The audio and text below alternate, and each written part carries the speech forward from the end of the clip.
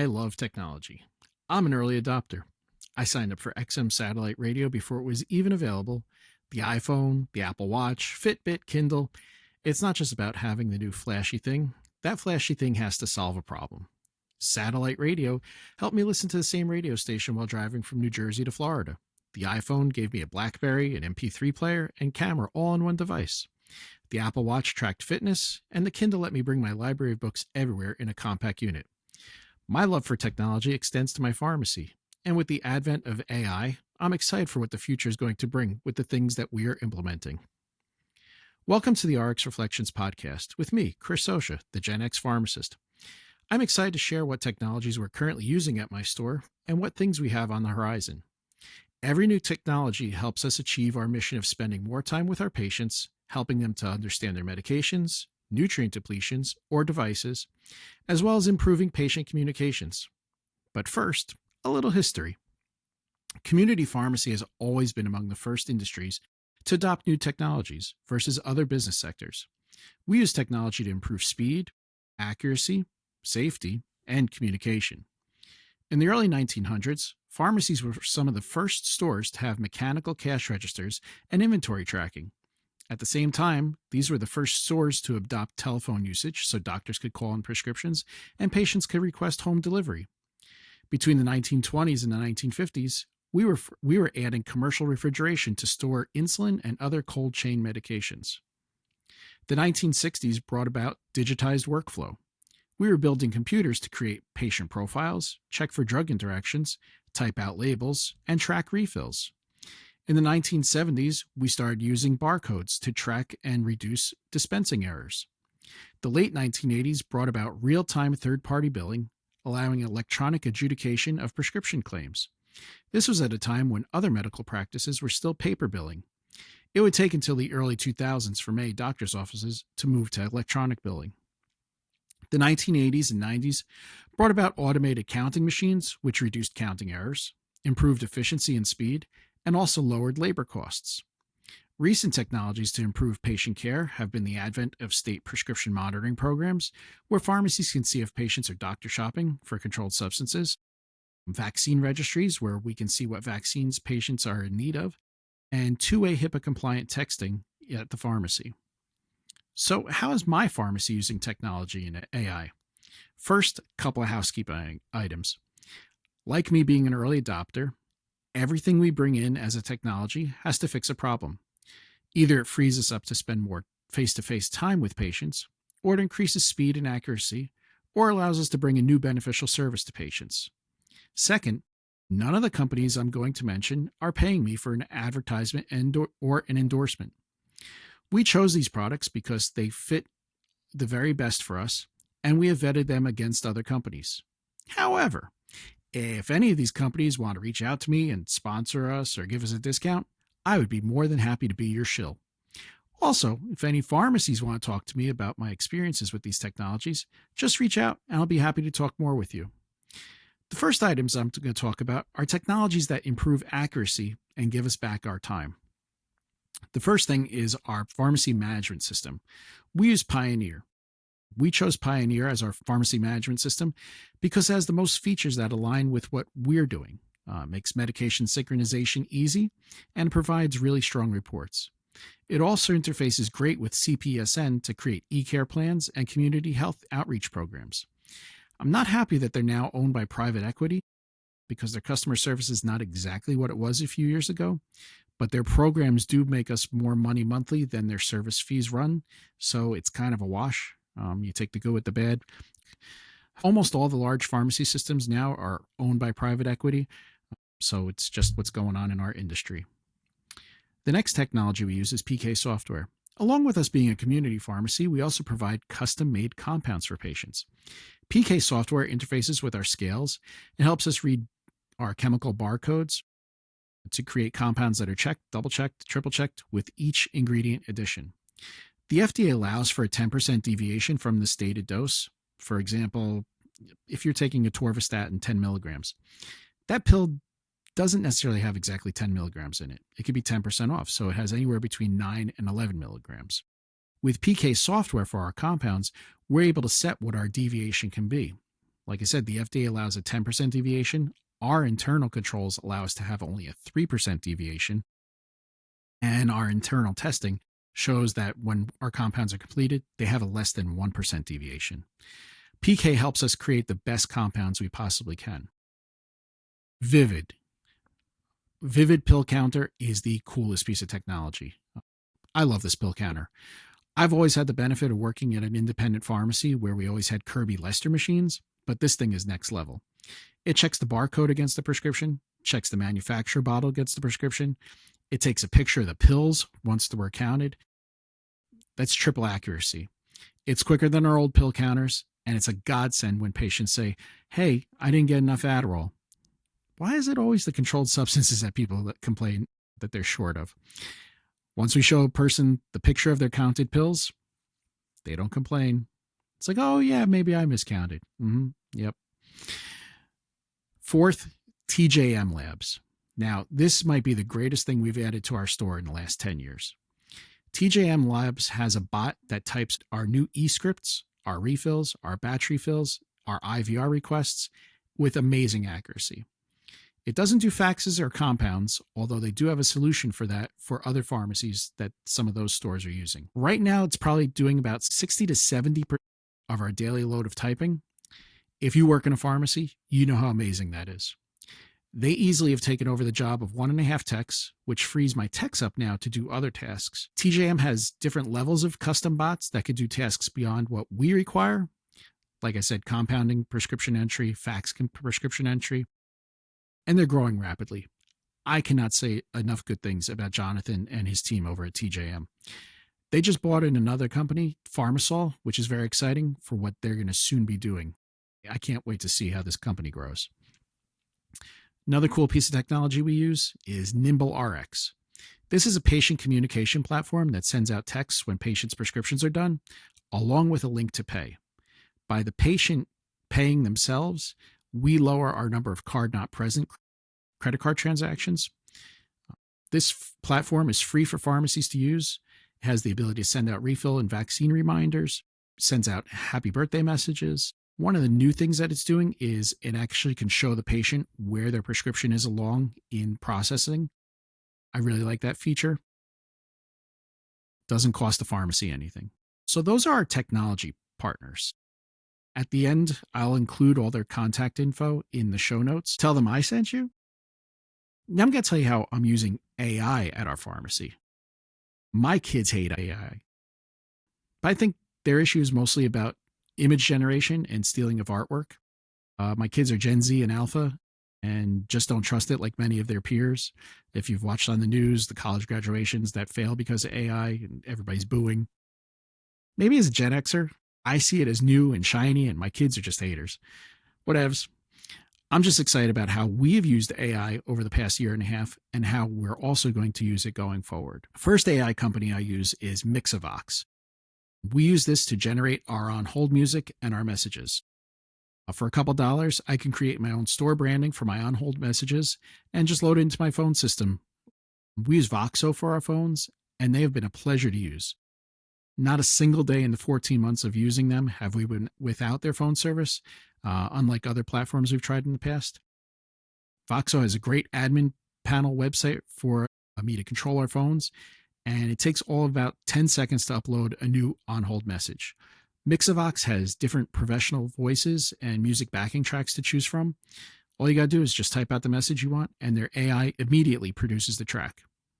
Continuing with our phones, we're about to release our AI voice agent that carries on full conversations with patients. That's going to be through Thinker.ai.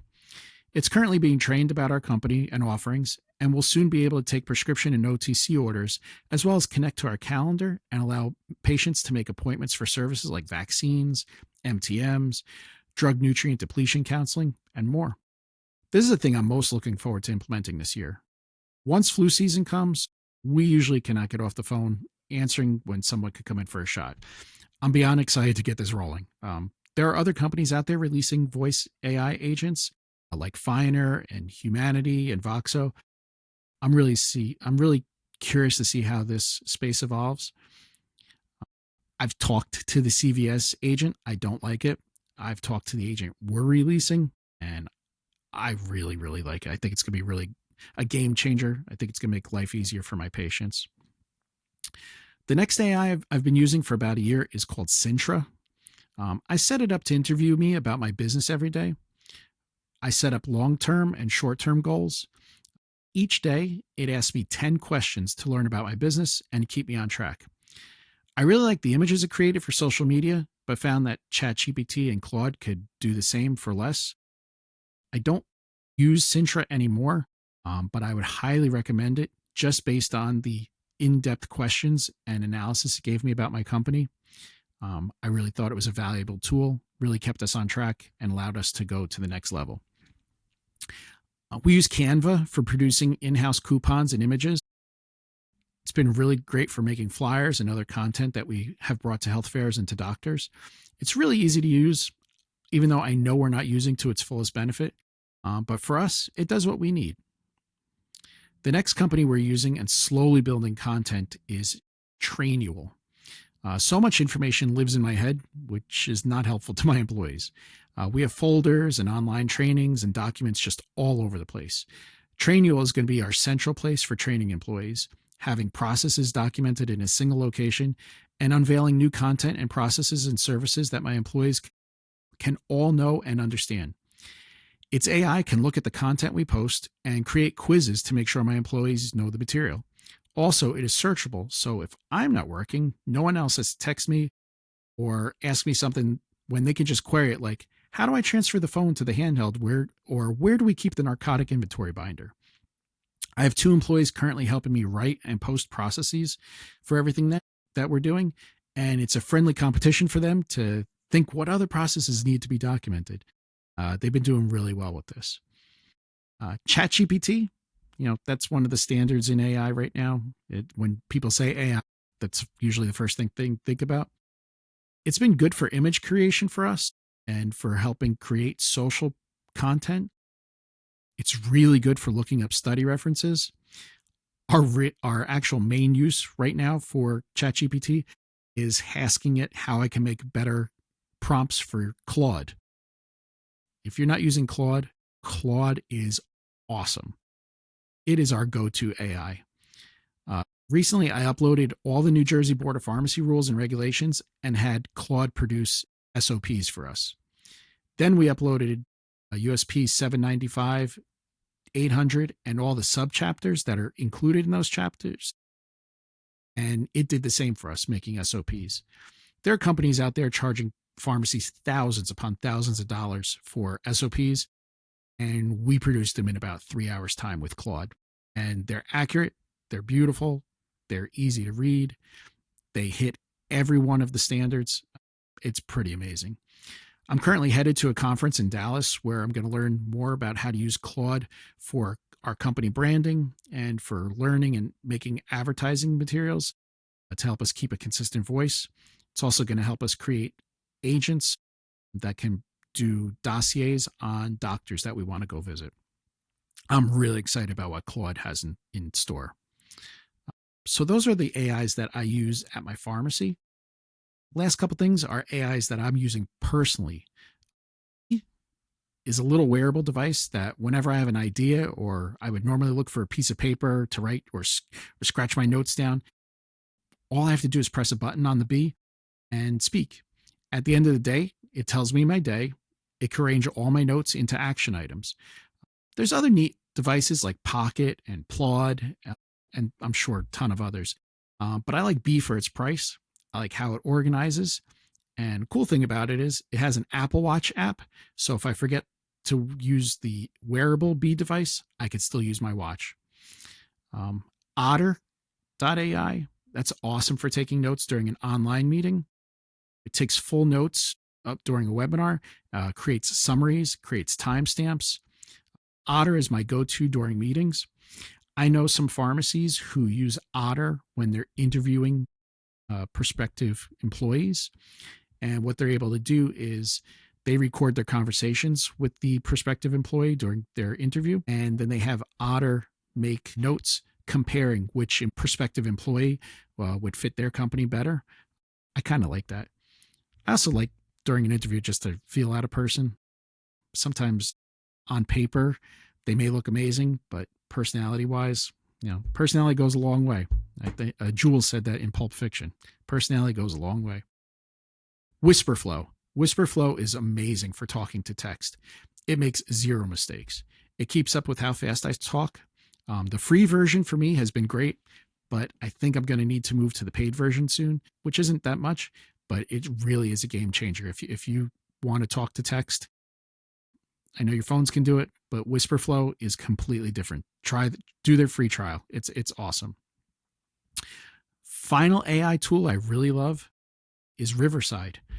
Riverside is what I record my podcasts on. They have AI editing tools that remove pauses, coughs. It separates out the tracks, can add music and transitions, creates out a typed script so I could see where I might have pronounced something wrong and need to change it. Can fix my eyes when I'm not looking at the camera. It is crazy useful. Ecamm is another software I've looked at, but Riverside has other features I need, like hosting, thumbnail creation, website creation, and analytics. If you're interested in starting a podcast, Riverside might be the easiest way for you to get started. So those are my current and favorite technologies and AIs that I'm using both professionally and personally. If you have questions about my experience with them, I'd love to talk to you.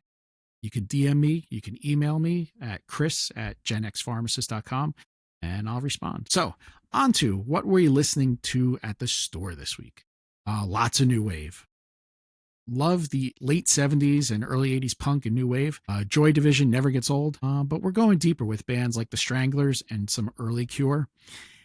Anything 70s or 80s alt rock makes me happy. I need peace of mind to fill prescriptions, and music is a really important thing for me. My employees know when I'm in a bad mood which kind of music to put on. It's going to be either hair metal, Pink Floyd, Animals, or 70s, 80s, new wave. So what am I watching on TV currently? Well, not so much TV, but on YouTube, I've been watching old episodes of What's My Line. That was a game show that ran on CBS on Sunday nights from 1950 something to 1967. It's fascinating to watch because there are so many jobs and professions on there that don't exist anymore. Also, because the celebrities that were on as mystery guests. Looking back in time, we know what these actors, actresses, politicians, and other history makers did in their lives. But at the time these episodes were airing, so many of these people were just getting started out. Like, they had Ronald Reagan on in 1953 when he was just an actor. He wasn't even thinking about politics yet. They had Jackie Gleason on, who to baby boomers and Gen X was always famous, but the panel couldn't figure out who he was. When they finally got close to figuring him out, they called him Jimmy Gleason. He had to correct him that his name was Jackie. It's really interesting to watch history unfold through the eyes of What's My Line. They had on people who worked on the ship that picked up the Mercury astronauts. They had people on who were involved in the Suez Canal being closed. Debbie Reynolds before she knew Eddie Fisher. Johnny Carson before The Tonight Show. Carol Burnett when she was just starting out. Barbra Streisand and Julie Andrews when they were brand new actresses on Broadway. The Giants and Dodgers were just moving to California. There were no New York Mets. Willie Mays was on before he played like forever. Steve Allen was on as a panelist before he created The Tonight Show. It's such a fascinating show, and I think an interesting idea for a podcast would be match each week's episode of What's My Line with the history of the week, because they often reference current events. I encourage everyone to go watch some episodes and then look up the lives of the panel members and the host. It's really wild. It's a really awesome show. Well, that's it for this episode. I thank you for joining me as I shared how we're using AI and technology in our pharmacy. And I'm intrigued to see where we go with our AI, not only where we're going, but how fast we're going to get there. Thank you. And remember to rate me 5 stars, like, share, and tell everybody about our podcast. Watch us on all platforms. And I really appreciate that you're giving some time to listen to me. Have a great week.